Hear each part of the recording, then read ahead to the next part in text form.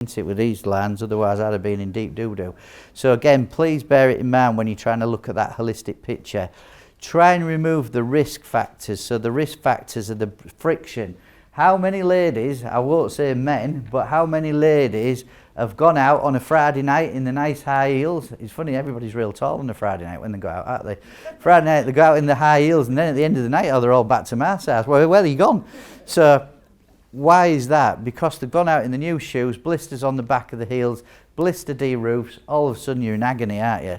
So remember what that pain feels like, because a lot of these people with the skin tears are going through exactly the same sort of pain.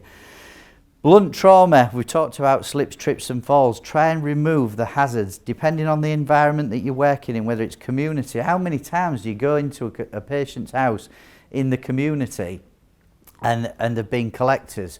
They've collected everything over the years, haven't they? There was this guy who used to live out near Goole, and he lived in these two joined caravans. Well, he used to knock on the outside, and then you had to crawl in through the newspapers that he'd collected of all his memorabilia. To get from his kitchen to his bedroom was a hole like that, and you had to climb through it. We offered to go around and remove all these dangerous belongings, shall we say, but he would not have it. He wanted to stay as he was. And he had capacity. And that's the thing, remember capacity assessments. Shear, so hopefully things have improved since my day. Well, they have, hopefully they have. Going back to my day when I used to work on the wards, which was, well, I've got to be careful what I say, aren't I, because I'll give my true age away. But in the 80s, shall we say, because remember I started when I was 9, so in the 80s, we used to do the Australian lift, do you remember it? It was like something like Bruce Forsyth. I'm not the same since. I was 6'2" and broke my legs because of that.